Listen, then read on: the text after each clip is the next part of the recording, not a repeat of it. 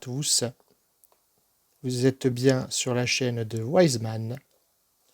Donc mon prénom c'est David et en fait je vais prendre la parole concernant ce qui se passe on va dire dans l'industrie du jeu vidéo, PlayStation, Microsoft et principalement Nintendo parce que globalement moi ce qui a déclenché on va dire ma réaction c'est surtout ce qui se passe avec Nintendo, c'est-à-dire que le prix de la Switch 2, le prix des jeux, les justifications aussi qui nous sont données, hein.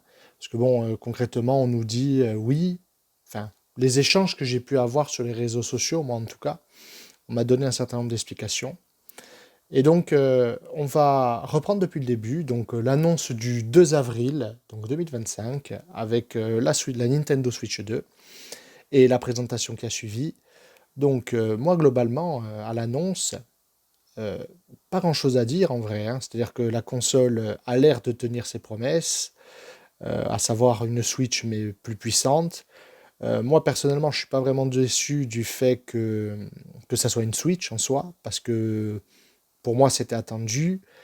Et ceux qui pointent du doigt le manque d'innovation, alors oui, c'est vrai que comparé à ce qu'a fait Nintendo au global, c'est vrai que là il y a peu d'innovation, on va dire, si ce n'est le mode souris là, des Joy-Con. Mais en même temps, moi je me dis, qu'est-ce qu'ils auraient pu faire comme innovation? Parce qu'en vrai, la console, c'est un concentré de tout ce qu'a pu faire un peu auparavant Nintendo. Bon, à l'exception de la 3D avec la 3DS. Et, euh, et je dirais, ben justement, toujours avec la famille DDS, le double écran, tout ça. Mais sinon, pour le reste, c'est quand même un concentré de tout ce qu'ils ont déjà fait, tout ce qu'ils savent faire et toutes les innovations qu'ils ont pu faire. Donc, moi là-dessus, je suis pas vraiment déçu. Honnêtement, la présentation, les jeux et tout, non, plutôt pas mal. Donkey Kong Bonanza, là, moi ça m'a plutôt plu. Et bon, ensuite, fin de la présentation, eh ben, qu'est-ce qu'on voit? Eh ben, on se rend compte que bah, pas de prix affiché, que ce soit les jeux, la console, aucun prix. Donc, je pense que j'ai fait comme tout le monde. J'ai été voir sur le site de Nintendo, en l'occurrence. Et là, qu'est-ce qu'on peut voir? Enfin, moi, c'est là où...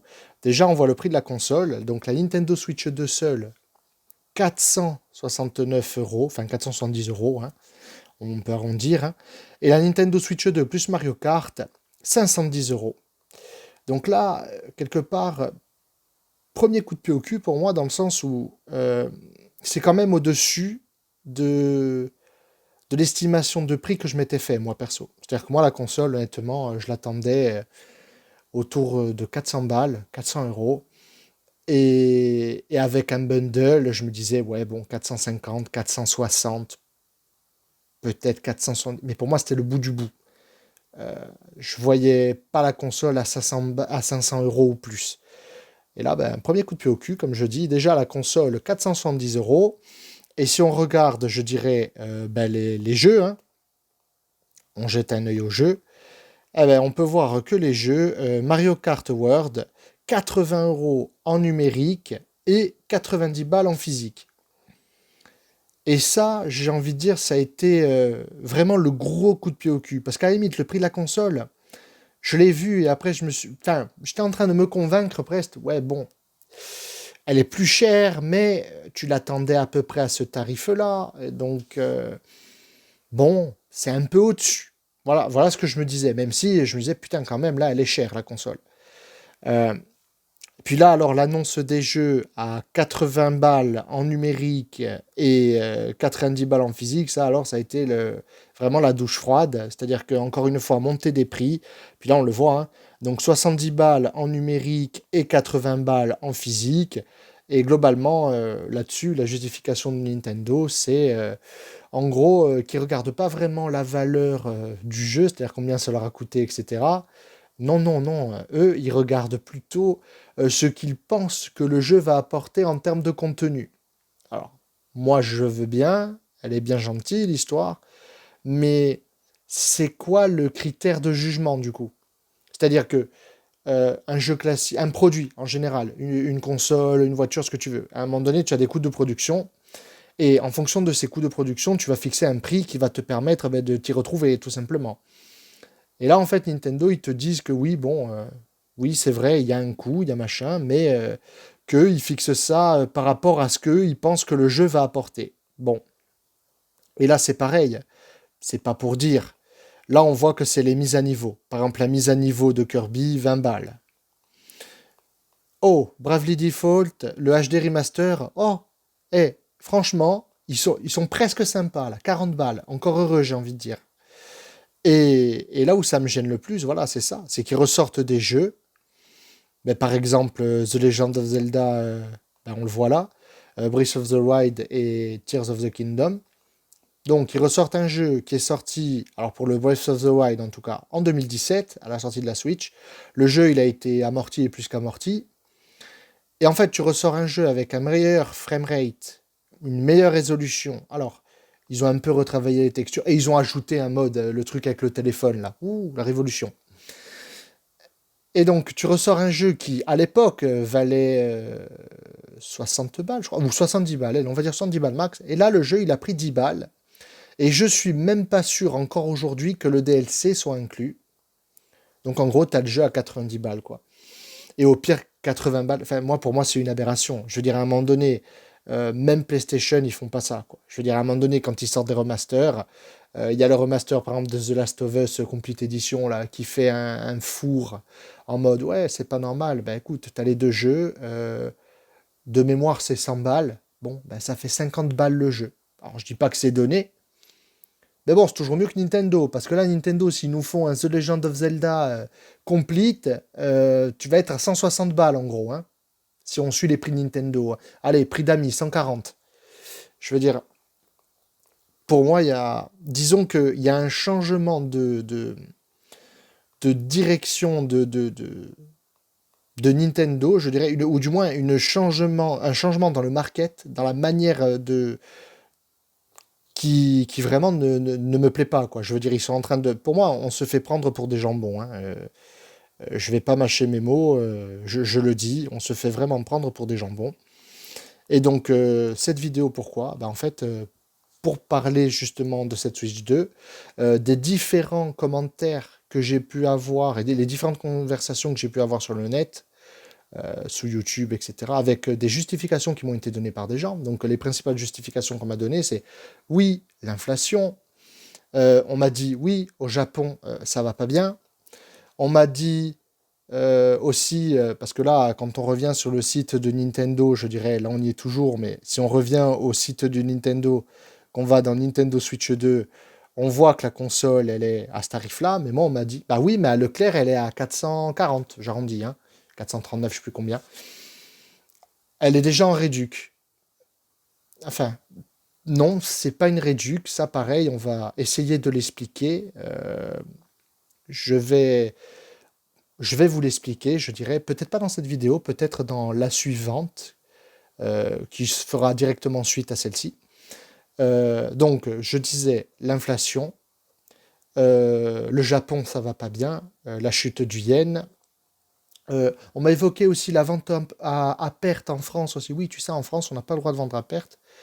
Alors ça aussi, j'ai l'impression que les gens, ils balancent tout et n'importe quoi à ce qu'ils croient savoir.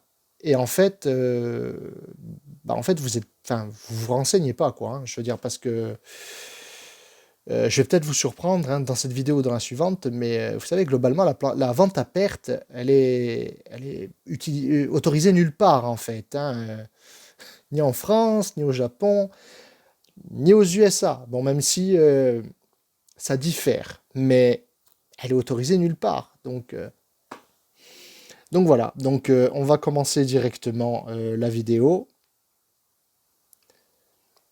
Et donc, je dirais, on va commencer avec l'histoire de l'inflation. Si j'arrive à cliquer, voilà. Donc, on va aller sur le site economie.gouv.fr, qui est un tout petit site pas connu et vraiment, globalement, pas très très très sérieux. Et donc là, si tu vas sur ce site, si j'arrive à y aller, bien entendu, si tu vas sur ce site, tu descends par ici, hein, super, tout accepté, voilà. Et là, purée. Et là, tu appuies sur le taux d'inflation annuel de la zone euro, voilà. Donc tu regardes en avril le prix à la consommation, le taux d'inflation annuel dans l'Union européenne. Donc tu sélectionnes cette petite case-là. Et là, globalement, tu vas atterrir sur ce site-là, le taux de l'inflation en Europe. Et donc on va descendre un petit peu. On descend un petit peu. Et là, on arrive sur ce joli petit tableau. Donc ça, c'est le taux d'inflation depuis mars 2020 dans l'UE. D'accord? Et donc là, on va reprendre un peu le truc.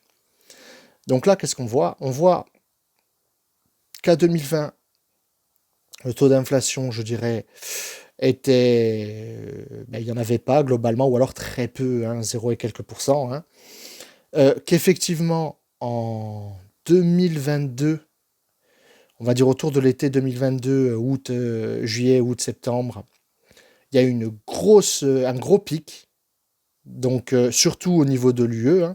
La France, globalement, on a eu moins quand même. Hein. Mais bon, on voit qu'on est au-dessus des 6%, et à l'UE, on est à plus de 10%. Donc, il y a eu un gros pic.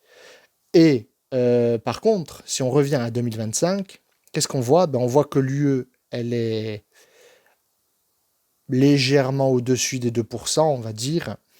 Et la France, on est, je sais pas, 1%, 2%. Bon, allez, je veux dire,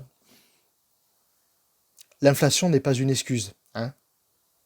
Je veux dire, oui, il y a eu un pic en 2022, mais là, globalement, ça s'est arrangé. Donc, l'inflation n'est pas une excuse, encore une fois.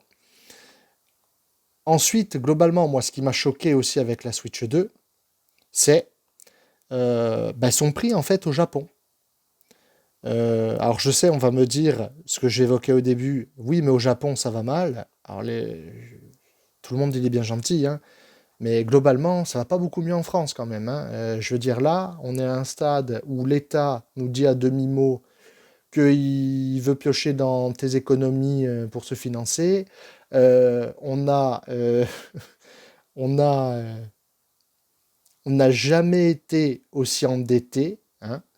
Je veux dire, donc la situation, elle est pas rose en France non plus. Donc pareil, l'excuse du Japon, et de ce qui se passe dans les autres pays, c'en est pas une. C'est pas une excuse non plus.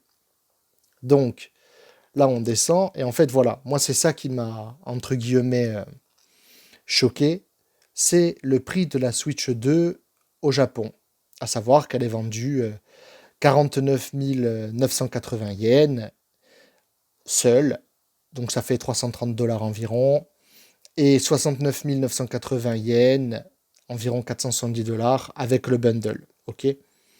Donc ça, c'est pour montrer le prix officiel, je dirais. Et donc, si on fait la conversion, en gros, hein, donc en euros, de yens à euros, 49 980 à euros, on est à 305 € en gros. D'accord. Et si on s'amuse à faire la conversion du dollar à l'euro, on est encore moins cher globalement, on est à 291 €. Je vais arrondir en étant très gentil et je vais dire que la console, allez, si on la prend au prix du Japon, elle serait à 310 €. Voilà, allez, on va arrondir, on est gentil. Hein. Bon, hors taxe, etc. Hein, voilà. Donc, j'ai vu beaucoup de gens aussi, mais justement, me parler encore une fois de cette inflation, toujours cette inflation, et, et prendre les prix des consoles de l'époque, style PS1 et autres, et dire oui, avec l'inflation actuelle, ça coûterait tant. Alors, pour moi, ça n'a aucun sens de regarder ça comme ça.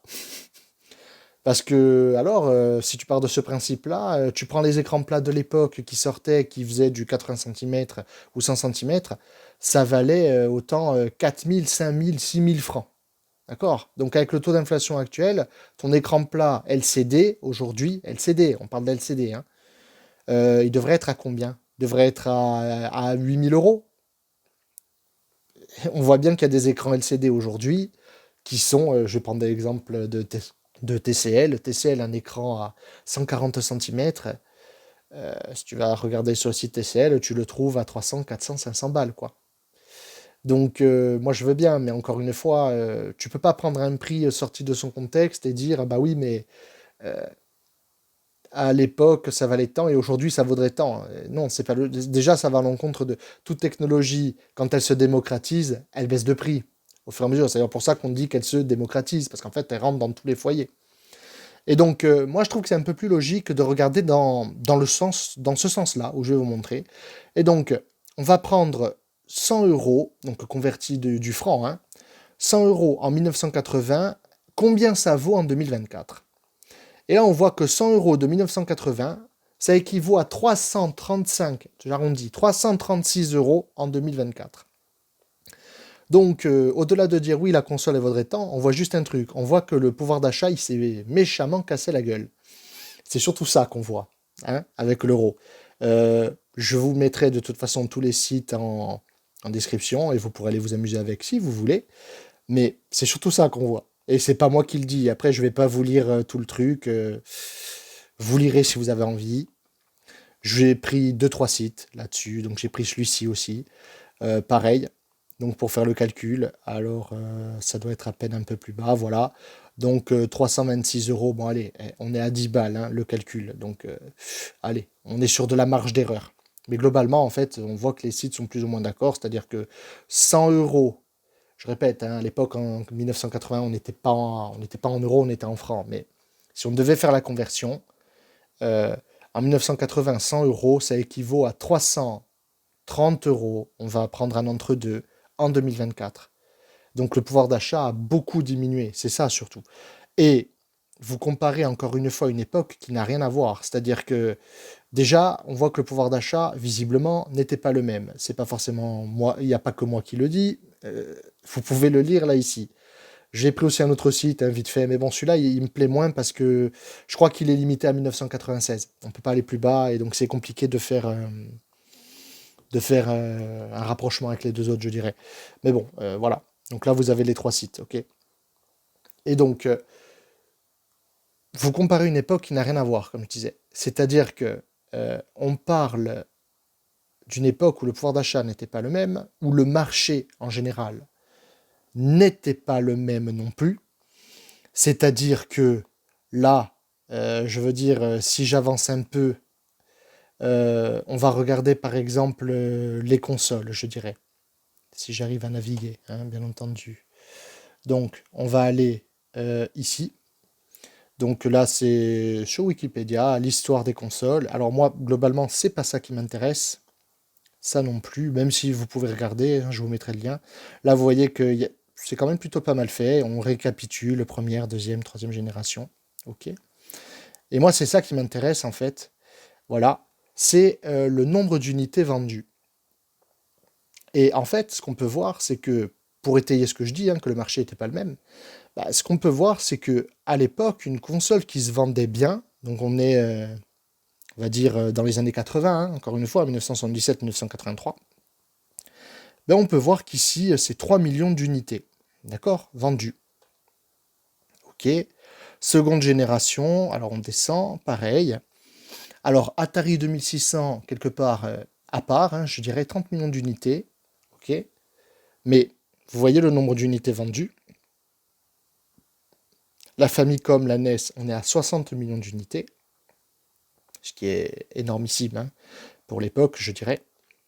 Voilà. Et là, on va arriver je dirais, à la génération Neo Geo, Super NES, etc. Et on voit que ça s'est vendu donc 49 millions d'unités, ce qui est des bons chiffres hein, en soi. Hein. C'est pas ça le problème. Hein. On continue, on va descendre encore un peu, on va passer quelques étapes. Hein. Voilà. Et là, par exemple, on va venir à la génération.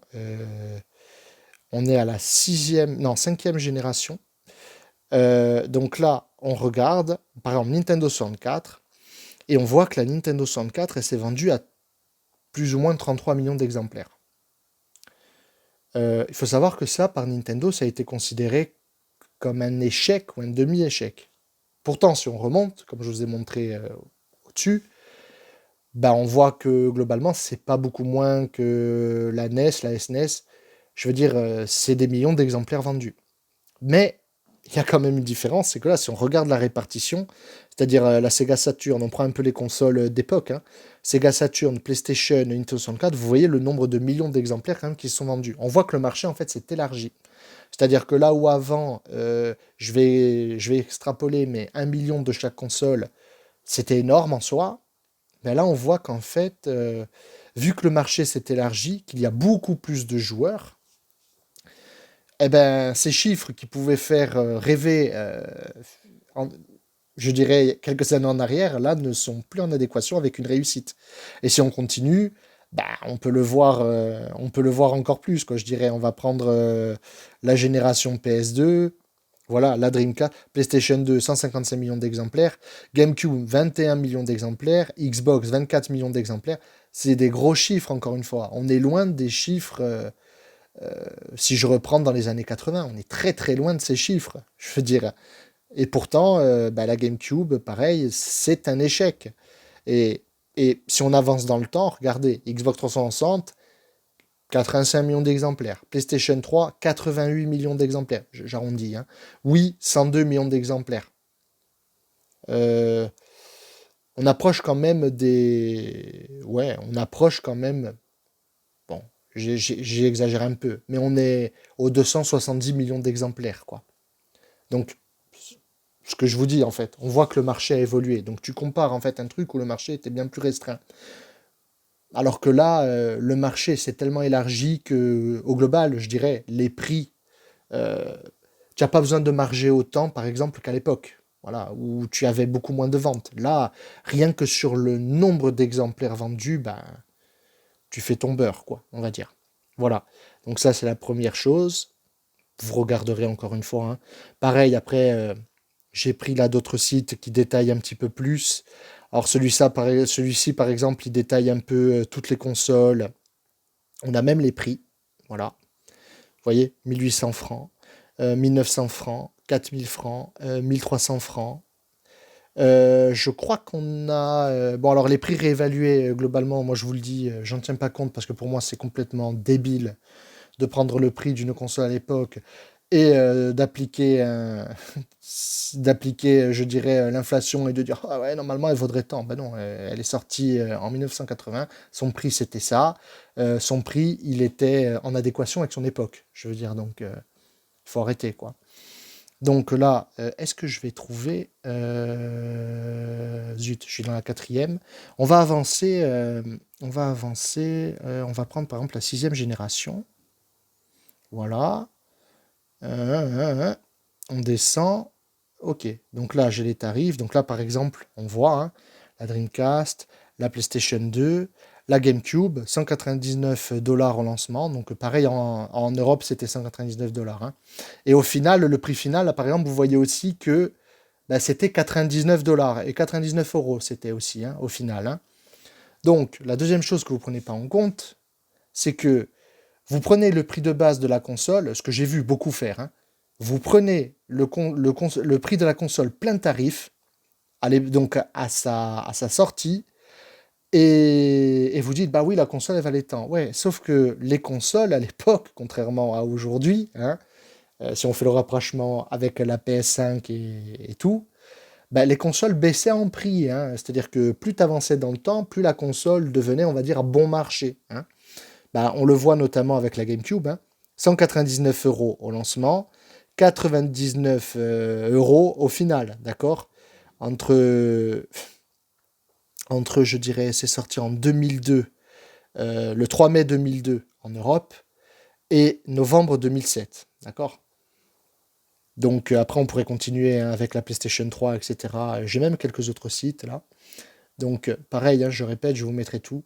Mais là, si on regarde ce site, voilà, alors, pareil, ajuster à l'inflation, pour moi, c'est de la connerie. Hein. Je veux dire, je le laisse parce qu'en fait, j'ai pas le choix. Globalement, c'est sur les sites. Mais là, par exemple, pareil, on peut voir les prix des consoles à la sortie. Vous avez tout l'historique, ou du moins, plus ou moins, quoi, on va dire. Moi, il y a ce site-là aussi. Alors, depuis la NES, pareil, qui vous explique un peu, qui vous met les prix. Bon, après, les prix à l'inflation, globalement, on s'en fout. Et celui-là, voilà, qui est VG Sale. Et on va prendre par exemple, la PlayStation 3. Donc la PlayStation 3, voilà, donc on voit aux États-Unis, novembre 2006, 499 $, avec le modèle 20 Go et 599 $ avec le modèle 60 Go. Ok. Donc, si on descend un peu, on a les prix en Europe. Donc mars 2007, 599 €. Ok. Octobre 2007, on est moins d'un an après. Pour ceux qui diraient oui, les consoles elles mettent du temps à baisser. Non, pas tant que ça, hein.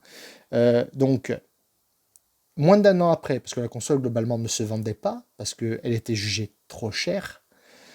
Donc, il lance le modèle 40 Go à 400 € et il baisse le prix du modèle 60 Go à 500 €. Et la console, globalement, elle a continué à baisser si on regarde, hein, parce que là, par exemple, septembre 2009, modèle 120 Go Slim à 299 €.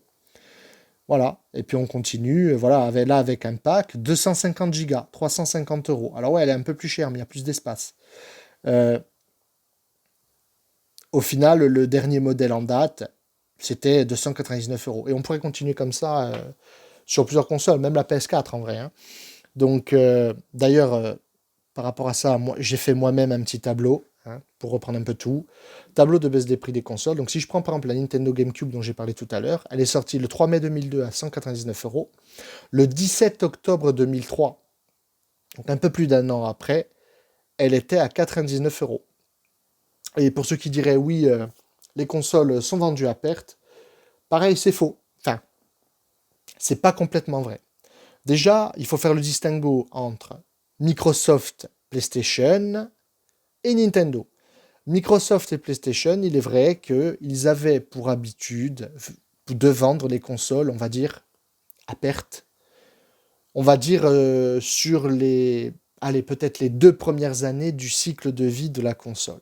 C'est-à-dire que oui, la PlayStation 3 à la base, elle a été vendue à perte. Mais au global, c'est-à-dire que elle a été vendue à perte au début, puis après il y a d'autres révisions de la console qui sont faites, et puis les coûts de production même de la console au fur et à mesure baissent.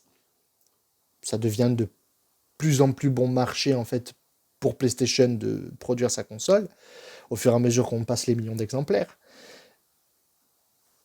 Et, et donc, à la fin, je dirais au global, euh, ils sont sur un équilibre, on va dire. Alors, ils n'ont peut-être pas fait de marge, ils sont peut-être juste à l'équilibre, mais ils n'ont pas perdu d'argent non plus. Voire même, dans certains cas, ils ont gagné un peu d'argent. Peut-être pas beaucoup, mais ils ont gagné de l'argent. Donc déjà, le truc de penser ils vendent à perte, c'est pas complètement vrai. Voilà, on va dire ça comme ça. C'est oui, peut-être sur une période, mais sur une période après, ils se rattrapent. Voilà. Et ça, c'est PlayStation et Microsoft. Nintendo, lui, historiquement, et jusqu'à ce qu'on me prouve le contraire, et j'ai cherché, Nintendo n'a jamais vendu à perte. C'est-à-dire que même la GameCube là, que je vous montre à 99 €, eh ben, devinez quoi, j'ai rien trouvé qui disait qu'elle avait été vendue à perte. Parce qu'en fait, au moment où ils l'ont mis à ce tarif-là, ben en fait, la console, concrètement, les coûts de production étaient estimés à 80, 80 €. Donc ils vendaient, on va dire, à l'équilibre, voire avec une très petite marge, mais ils ne vendaient pas à perte. Donc historiquement, je répète, il ne faut pas généraliser ce que font deux constructeurs et dire oui, Nintendo. Non, non, Nintendo, ils n'ont jamais, jamais, jamais vendu à perte. Jamais. Donc, on va passer encore quelques consoles pour vous montrer ça. Donc, la Nintendo Wii U, 30 novembre 2012, 350 €. 4 octobre 2013, donc un peu moins d'un an, 299 €. Pareil, j'ai pas trouvé d'historique de vente à perte. La 3DS, alors la 3DS c'est encore pire. La 3DS, 25 mars 2011, 250 €. 12 août 2011, on est moins d'un an après, hein, on est 3-4 mois après là. Moins 36%, 156 €. Pardon, 160 €, on arrondit, hein. Voilà. Et on peut continuer comme ça, je dirais, pareil, hein, ce que je vous ai fait un peu le petit historique avec la PlayStation 3. Hein. Vous voyez que, et je répète encore une fois, hein, 23 mars 2007, 10 octobre 2007. Hein. Il ne s'est pas passé un an. Ce que je veux dire, c'est qu'à l'époque, et notamment les années 80, 90, 2000, les consoles baissaient de prix. Elles pouvaient baisser assez rapidement. C'est-à-dire que des fois, à moins d'un an après, la console, elle avait perdu 100 balles, même un peu plus, 150 balles. Donc, et ça se vérifiait jusqu'à il n'y a pas très longtemps. Hein. Je veux dire, la PlayStation 4, par exemple, si on prend l'exemple, eh ben, 400 euros, allez, le modèle 500 Go en novembre 2013. En 2015, on est à 350 euros avec un modèle 500 Go, ok. Et après la PS4 Slim, on passe à 300 euros, pareil, modèle 500 Go. Donc, et sans parler de la PS4 Pro qui, je crois, était au même tarif que. Je sais plus si c'était 350 euros ou 400 euros, je me rappelle plus. Mais bon, globalement, elle coûtait pas plus cher que le prix de base de la console, on va dire ça comme ça. Donc, on n'est pas comme Sony là. Hein. Et alors, on peut dire ce qu'on veut hein, de jeuxvideo.com, etc. Mais jeuxvideo.com, on a assez bien parlé. C'est-à-dire que là, et moi, c'est ça qui me gonfle au fond, c'est qu'on nous dit oui, l'inflation. Ben, je vous ai montré que non, pas forcément. On nous dit, je sais pas qui c'est qui fait ça, mais il y a des gens qui prennent le prix des anciennes consoles et qui les ajustent au prix de l'inflation. C'est complètement con de faire ça. Je veux dire encore une fois, à la limite, ce qui peut être un petit peu plus intelligent, c'est tu prends le prix de la console actuelle en euros et tu le convertis en francs. Et si tu fais ça, en fait, tu constates que le prix des consoles ne cesse d'augmenter. Hein. C'est ça, en fait, le truc. Hein. Et pas l'inverse. Hein. Le prix des consoles ne fait qu'augmenter. Après, les jeux, c'est encore une autre histoire, parce que c'est vrai que la Nintendo 64, notamment, les cartouches étaient très chères, parce qu'elles étaient très chères à produire, et que Sony, avec l'arrivée du CD, DVD, ça a été une bouffée d'air frais. Hein. Voilà, on va dire ça comme ça.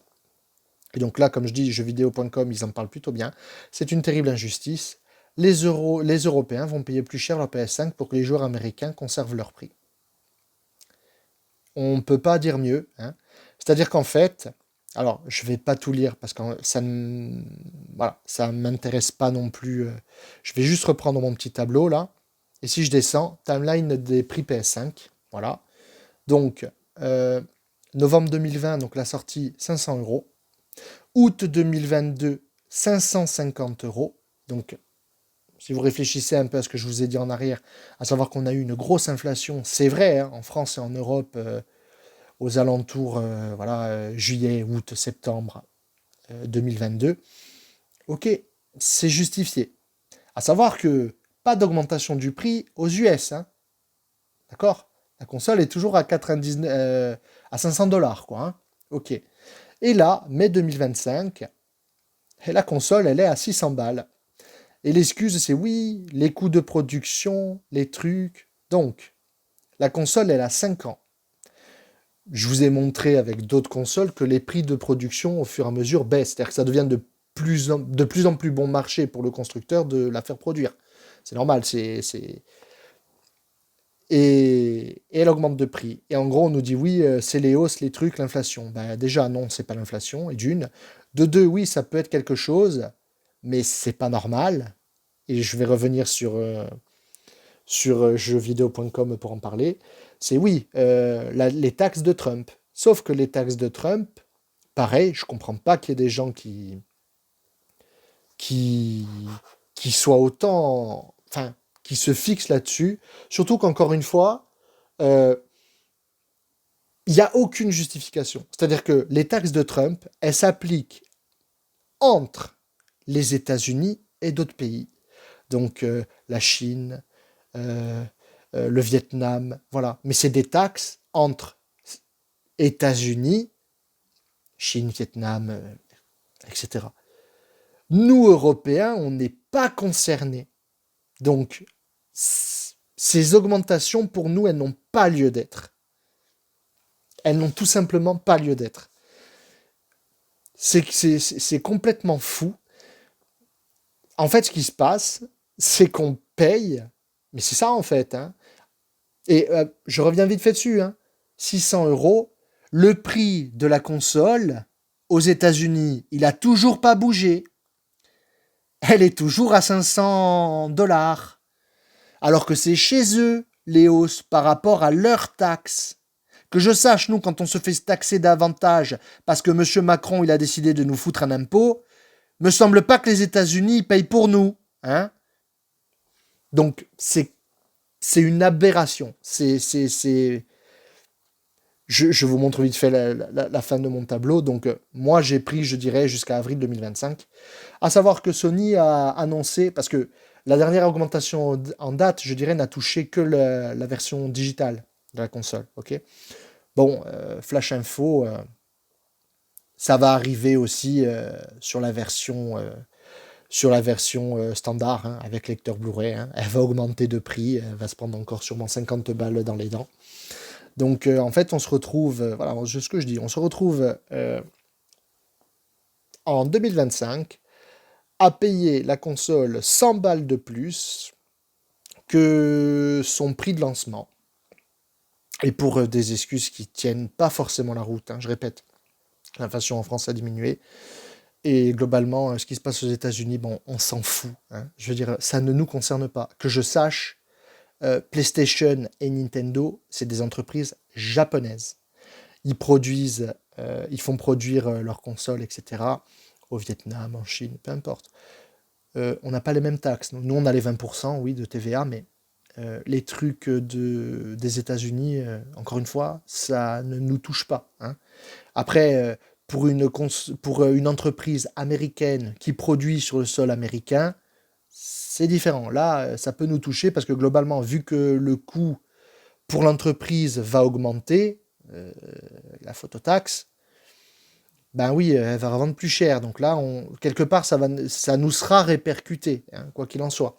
Mais autrement, ça n'a pas lieu d'être. Et là, en l'occurrence, Nintendo, PlayStation, ça n'a pas lieu d'être. Je mets un petit bémol sur Microsoft, et encore que je pense qu'ils font comme les deux autres, hein, ils doivent produire Vietnam et Chine, donc bon, j'ai pas fait la recherche, parce que, voilà, mais, donc, on en est ici, on va parler aussi vite fait, ça me fait rire. PlayStation, du 28 au 11 juin, profitez des Days of Play, baisse de prix, alors là, je le sens, vous allez avoir vous allez avoir plein de titres d'influenceurs. Truc de fou, baisse de prix de la console. Comme ça et tout, avec des grimaces, non mais... Sony, ils viennent d'inventer un concept, mais ils sont chauds les mecs en vrai. Hein. Ils viennent d'inventer un concept de fou. En gros, c'est paye ta console à son prix d'origine en promo. Enfin, en soi-disant promo. J'ai dit, franchement, hein, pour ceux qui connaissent les inconnus, on n'est pas loin du sketch du bon chasseur et du mauvais chasseur. Hein, la bonne promo et la mauvaise promo. Hein. Franchement, ouais, alors là, chapeau, chapeau bas, Sony. Franchement, il fallait le faire. Bravo. Moi, j'ai presque envie d'applaudir tellement c'est beau. C'est pas quoi dire d'autre. Et il y a des gens qui, pareil, qui arrivent à défendre ça. En mode oui, mais tu comprends, c'est pas facile. Les mecs, ces entreprises là, PlayStation, Nintendo et Xbox, elles ont jamais fait d'aussi gros chiffres. Elles cassent la baraque, hein, concrètement. C'est pas des petites entreprises. J'ai envie de dire, c'est pas pour défendre Ubisoft, pas du tout. Hein, mais s'il y a une entreprise qu'il faudrait un peu pleurer et dire putain la pauvre, ben c'est eux, hein, pour le coup. Eux, oui, ils sont dans la panade. Nintendo, PlayStation et Xbox, pas du tout. Hein. Ils ont jamais fait autant de bénéfices. Puis alors là, vu les augmentations pour des prétextes, hein, alors, là, je doute pas que le prochain bilan financier, là, 2025, ça va encore exploser, quoi. Donc, voilà ce que je voulais vous dire par rapport à ça. Et la dernière petite chose, enfin, j'en ai parlé, mais je ne l'ai pas développé, et ça, je le développerai, je dirais, dans la prochaine vidéo. C'est-à-dire le coût de la vente à perte, que j'ai brièvement expliqué, mais je ne suis pas rentré dans les détails. Hein. Mais voilà, ça, je vais le développer pour bien expliquer, parce que je répète, j'ai l'impression que les gens parlent, mais en fait, globalement, les gens ne savent pas de quoi ils parlent, hein. Donc, et petite chose aussi bien rigolote, la console, elle n'est pas encore sortie, que ça parle déjà d'augmenter le prix de la Switch. Alors j'annonce, si la console, elle augmente uniquement en Europe et pas, je dirais, aux États-Unis, hein, qui sont les principaux intéressés par les mesures de M. Trump, mais alors là, mais on se fait enfler. C'est on paye pour les autres, quoi, hein. C'est vraiment ça en fait. On paye pour les autres. Là après, pareil, hein, c'est pour parler des soi-disant bons plans, hein. Ça, pareil, je vais en parler. C'est pas des promos. C'est par rapport justement au fonctionnement qu'a la France, hein, pour la vente à perte, etc. Donc voilà, pareil, j'ai mis plusieurs sites. De toute façon, je vous mettrai tout en description, comme ça, vous pourrez voir directement. Euh, et globalement, voilà, je vous ai plus ou moins tout expliqué. Je vous ai donné, moi, tout ce qui me frustre profondément euh, dans ce que j'entends, dans ce que je vois, parce que franchement, c'est un truc de dingue, quoi. Je veux dire, réussir à trouver des excuses à des entreprises multimilliardaires en disant, ah, les pauvres, ça va pas. Et en disant, oui, au Japon, ça va pas. Ça va pas mieux en France. Il faut arrêter à un moment donné, hein. Tout le monde est dans la panade, hein. Donc, c'est complètement fou. C'est complètement fou. Et je répète, hein, je vais le mettre ça bien en description, hein, mais l'article de jeuxvideo.com, pour le coup, ben, il est hyper bien fait. Il est hyper bien fait. Voilà, en août 2022. Donc, il parle des hausses des prix. Et globalement, on paye, ils le disent, je sais plus où, hein, mais on le rappelle lors de son lancement, je sais plus où ils le disent, mais les revendeurs n'ont toujours pas. Euh, je sais plus où c'est écrit dans l'article, mais à un moment donné, ils disent bah oui, ben, on paye pour les Américains, quoi. Donc la zone euro, en fait, se retrouve à payer pour les Américains. Là, ils parlent de Donald Trump et concernant les taxes douanières. Donc en France, hein, bon, je trouve plus l'endroit, mais voilà. Voilà, ben écoutez, ça clôture la partie 1 de cette vidéo. Il y aura une partie 2. Je vous dis à la prochaine.